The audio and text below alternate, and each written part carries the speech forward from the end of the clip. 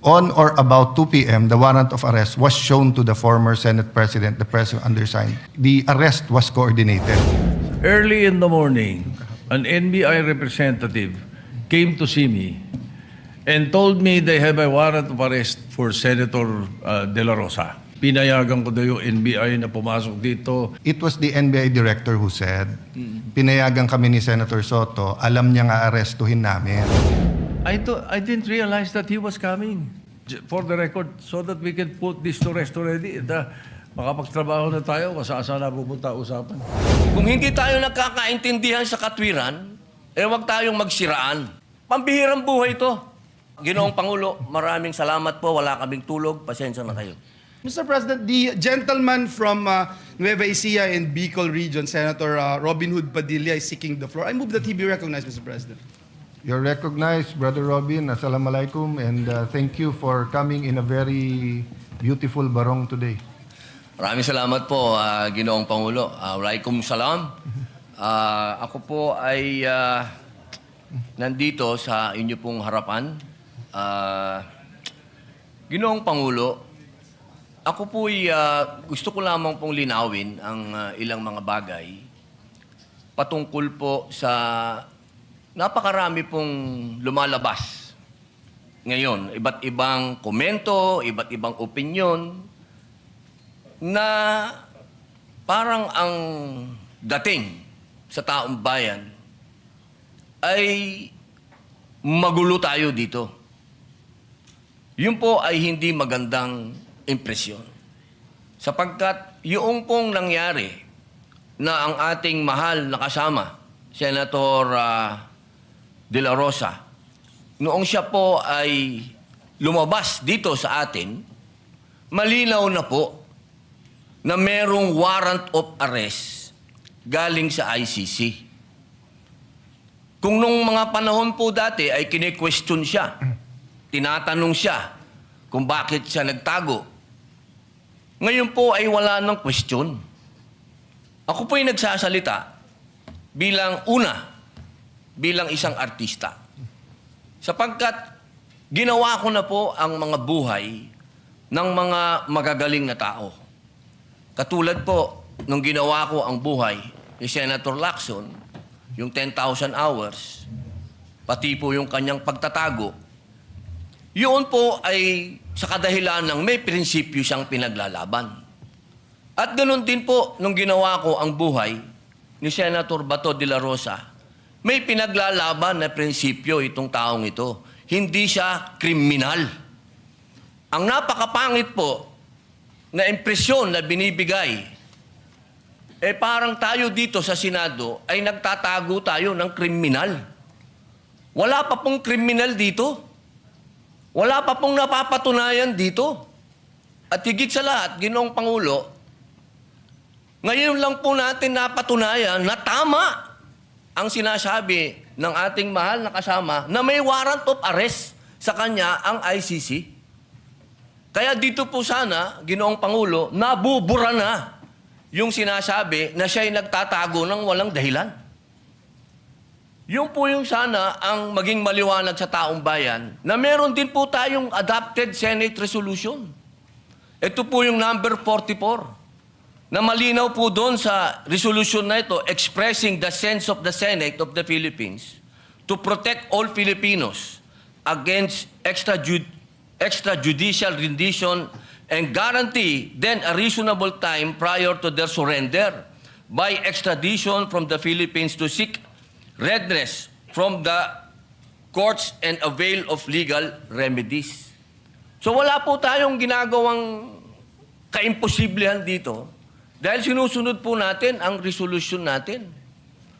Dahil siya po, inaasahan natin at meron din po siyang pending na TRO sa Supreme Court. Ginoong Pangulo, sana wag po tayong magkaroon ng mga mixed messages dito. Hindi ko po hinihingi doon sa ating mga kasama na bumoto ng no dito sa resolution na ito na pumanig kay Senator De La Rosa. Pero sana naman, huwag pong idamay ang buong Senado kapag sinasabi na tayo'y magulo, tayo'y katawa-tawa. Dahil tayo naman po ay nasa katwiran. Kung hindi tayo nagkakaintindihan sa katwiran, wag tayong magsiraan. Dahil tayo naman po sumusuporta kapag tama naman at hindi naman patungkol sa ating bulwagan. Pero pagkatungkol sa ating bulwagan na ang pinag-uusapan, wag po sana tayong magsiraan. Ito pong pagkakataon nito, Ginoong Pangulo, sana'y maging masaya tayo na nandito na ang ating kasama. Na kahit pinaghahabol, diyan ay pumunta dito at ipinakitang siya ay isang senador. Noong siya ay wala dito, hinahanap. Nung dumating, tatanungin natin, bakit siya nandito? Pambihirang buhay ito. Sana, mga mahal kong kasama, bagamat tayo ay magkakaiba ng kulay sa politika, pagdating dito sa ating bulwagan, proteksyonan natin ang Senado. Hindi dapat pinapayagan natin sa labas ng gate natin, may nagche-checkpoint. Ginoong Pangulo, maraming salamat po. Wala kaming tulog. Pasensya na kayo. I will refer the manifestation of the Honorable Senator Robin to the Padilla to the Committee on Rules and Public Order. But before that, may I make 3 points of information for all of us.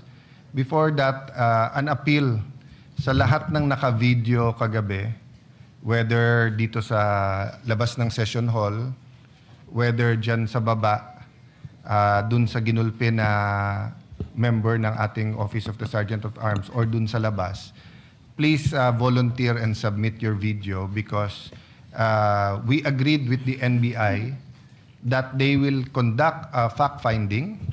The Senate will also conduct a fact-finding. And the NBI director promised us that if any of his agents exceeded their authority, they will be dealt with by law, whether administrative or criminal charges. Former Senate President Soto. Thank you. Mr. President, may I be allowed to lay to rest this particular issue as far as I'm concerned? Because I have been mentioned in media by members of the Senate that as Senate President daw, pinayagan ko daw yung word na ginamit is pinayagan ko daw yung NBI na pumasok dito. May sinasabi nagpakain pa, yung mga ganon. Let the records, speak for itself. Ito muna sa akin, Mr. President. Early in the morning, an NBI representative came to see me and told me they have a warrant of arrest for Senator De La Rosa. I said, simply, I said, coordinate with OSA. As simple as that. Why? I didn't realize that he was coming. I didn't know that he was going to be there in the afternoon. I just thought it was a simple information given the Senate President that a member of the Senate was being issued a warrant of arrest. It was simple as that. Yeah. Kaya, hindi pa pwede, little did I know that, Senator De La Rosa, after 7 months of not being here, will suddenly come. Kaya, ganun kasimple lang yung sinabi ko. Coordinate with the OSA. So, put that to rest. Baka ang iniisip kasi, ang narinig ko, sa intindi ko, pati ang tanong ng media sa akin, pinayagan ko lang lahat yan nangyari na yan. Kung saan sinasabi ganun eh. If I had known that he was coming, if you informed me that he was coming, I would have had a different perspective. Like what happened with the CIDG when they issued a subpoena to Senator De La Rosa's office. Simple. Walang issue, walang problema. Pinadala lang. Ganun lang sana, Mr. President. I would not be remiss of anything. And definitely, I will not be guilty of obstruction of justice. Like, for example, in the case of Senator Trillanes, I was majority leader. And when he was holed up in his office for, I think, about 1, 2 days, 3 days. But when he was issued and he was showed the warrant of arrest, sumama siya. Binasahan siya ron mismo sa opisina niya eh. In the case of Senator De Lima, when the warrant of arrest came and she was here, Ang pinakiusap lang niya, doon sa bahay siya arestuhin para kumahanda siya ng damit at makapagpaalam. Ganun lang eh. Dito naman sa Senate, alam naman natin yan. Oh, by the way, when I said coordinate with this OSAA, they know the rules. Yung pa ang binanggit ko. Exact wording ko yun, Mr. President. For the record, so that we can put this to rest already. Makapagtrabaho na tayo, kasaan na pupunta usapan. Yeah, for clarity, former Senate President, one, I asking for a report, but I remember Senator De Lima stayed in her room for a few days before that. No, so the way that they're saying that surrendered right away is she was allowed to exhaust remedy. Now, as Senator Pia, Senator Lawrence, Senator Aimee, and Mark Villar were in the room with me, it was the NBI director who said, pinayagan kami ni Senator Soto, alam niya nga arestuhin namin. Kami ba iikot sa loob at mapapasok ba namin lahat ng tao? So I corrected him. I said, Hindi kung ganun ang pinayagan man kayo, they're my witnesses, I'm just Senate President. So ang sinabi ko sa kanila, assuming pinayagan kayo ni Senator Soto, hindi naman siguro siya pumayag, makipaghabulan kayo, di ba? So, yun ang sinabi. And sabi namin, ang sagot nga niya, sir, nakita niyo nung umabot na sa loob ng session hall, hindi na naming hinabol. So sabi ko, that doesn't make it less problematic. That means you have to stop, no? So, Senator Pia, you were there, so please feel free to speak. For full disclosure, I asked him after it was established na nakipaghabulan hanggang dito. So sabi niya, ni NBI Director, sabi ko sa kanila, wag silang papasok sa session hall. Sabi ko, so ang instructions nyo is hanggang lang makapasok, hanggang dun lang sa pinto bago mag-session hall, hahabulin nyo? And then, medyo hindi niya na sinagot yun. So, that's what is the logical conclusion na hanggang tumungtong sa session hall, habulin nyo, gawin nyo, because I asked, what is your objective na i-serve yung warrant? Yes.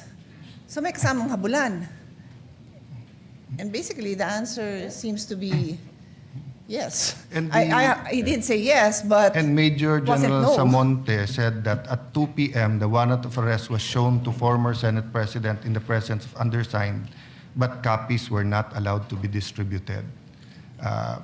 But consistent with the Senate President said, earlier this morning, NBI Chief Attorney Dongalo paid a call to the undersigned to coordinate an arrest order. As per agreement, the supposedly arrest should be effected when the warrant of arrest is presented as guidance of the former Senate President Vicente Soto. On or about 2 p.m., the warrant of arrest was shown to the former Senate President, the President undersigned, but copies were not allowed. So in the report kasi po, sir, ni Sergeant at Arms, the arrest was coordinated, not just the arrest warrant. That's why maybe the media, this was submitted during the session. Yes, but I clarified that I do not believe that the actual manner. So there are two issues, no? Was it coordinated, which they're saying that they're disputing that. Secondly, the manner in which they carried out the order. Senator... Mr. President, just to put on record, the parliamentary status is that Senator Padilla made a manifestation and he is about to be interpellated by Senator Marcoleta. And so we thank the gentleman for allowing our colleagues to interject. But before we say something, Mr. President, I just wanted to add to what our colleagues mentioned dahil yung mga osaan natin na nagpapakamatay for the Senate institution, Mr. President, pakita natin sa kanila, Mr. President, that we are all out in defending them. Ako po, Mr. President, nandun mismo ako doon sa Senate clinic nung dinala yung OSAA personnel natin. Mr. President, bugbog sarado siya. Dito sa video, kuha mismo ng staff ko, Mr. President, kinukuha, sinakay, pinilit isakay doon sa sasakyan. Tapos umalis. Ito, duguan na po yung ating Senate OSAA. Kaya yung totoo yung sinabi ni Senator Migs, nakausap ko si Senator JB, nakausap ko si Senator Robin, nakausap ko si Senator Jinggoy. lahat po kami talagang nagpanting ho yung tenga namin dahil, Mr. President, ito yung tao ho natin to mga kasamahan natin na nagbabantay at ginagawa lang yung trabaho. Yun pong individual na ito, Mr. President, kakaisang buwan pa lang po niya dito sa Senado. Kakatapos lang ng training niya to be part of OSA. And yet, Mr. President, ito yung naranasan po niya sa Senate premises, Mr. President. Kaya hindi lang po yung medical treatment ang aming hinihiling, Mr. President, pati ho legal, Mr. President, ibigay natin what we can do. Because, Mr. President, kung walang magpa-file ng kaso sa mga ito, ako mismo maglilid to file cases against these people, Mr. President. Thank you, Mr. President, and may we now recognize Senator Rodante Marcoleta for his interpellation. Thank you, Mr. President. Thank you. May I just state, Senator Padilla, so all of this is preliminary. An investigation is going on administratively, but yun nga, I urge the Committee on Rules to take charge so that we can get all of the facts, because apparently, even with just 24 senators, history repeats itself. I mean, there's been several senators arrested, attempted to be done here, and that's historical. Even during the first parliament, ginagawa ng mga hari at reyna yan, hinaharas minsan, or minsan legitimate. So anyway, thank you for bringing it up, and you have the floor, Senator Padilla. Ginoong Pangulo, gusto ko lamang pong ibalita sa ating mga kasama na naging maganda po ang responde ng Commission on Human Rights, sapagkat kaninang umaga po nakipagpulong sila sa atin at nakipagpulong po sila sa USAA at kay Senator Bato de la Rosa patungkol po sa nangyari na karahasan at pang-aabuso sa karapatang pantao ng ating mga kasama dito sa Senado. Pangalawa, gusto ko lamang din pong iparating sa ating mga taong bayan na magkakaiba po ang kaso ni Senator Trillanes at Senator De Lima sa kaso po ni Senator Bato. Dahil si Senator Bato, ang warrant po niya ay hindi galing sa Pilipinas. Ang warrant po niyan ay galing sa ibang bansa, sa isang dayuhang korte. Ito po ay malayo doon sa usapin na sila ang kustodiya po ni Senator De Lima at ni Senator Trillanes dito lang sa Pilipinas. Ito pong mangyayari kay Senator Bato ay dadalhin po sa ibang bansa. Medyo yun po pag-isipan nating mabuti. Dapat bang mangyari muli ang nangyari kay dating Pangulong Rodrigo Roa Duterte? Dapat bang mangyari pa yan muli sa isang Pilipino? Yun lamang po, sana alam natin ang pagkakaiba ng warrant galing sa Pilipinas at warrant sa isang korte lang ng ibang bansa. Yun po, maraming salamat po. Point of order, Mr. President. Point of order, Mr. We were going to Point of recognize order. Senator Marcoleta, but this is a point of order, Yes. so we recognize Yes, Senator Mr. Pangilinan. President, my understanding is this matter was already referred to the Committee on Rules. And any on all such manifestations should have been referred to the Committee on Rules. Senator Pangilinan, Senator Lacson gave several privileged speech, even if the matter was already referred to the Well, committee well, report. I So, understand, Mr. as a matter of President. tradition, I understand, Mr. we allow that. Ginoong Pangulo, nilabas yung warrant of arrest kagabi lang, tapos na tayo dito. Yeah. I Yes, that's why understand. this... Na sinabi po na yung warrant of arrest ay tunay. I understand, Mr. President, and therefore I'm appealing that perhaps this matter should be tackled in the committee rather than in this in plenary so that we can address other concerns, Mr. President. The appeal- And the for the appeal- record, Mr. Paano natin pag-uusapan yung ibang... And for the record, Mr. President, I still have the floor.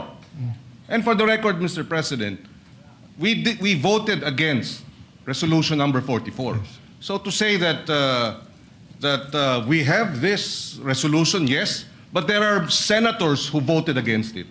And therefore, it is not necessarily our agreement with the points being raised by the good senator from Camarines Norte. For the record, Senator Padilla did mention a while ago that he doesn't take it against, and he acknowledges that some senators voted against it, and it's on the record.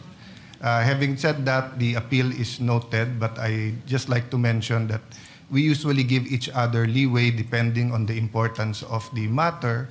And the threat to Senator Bato is live.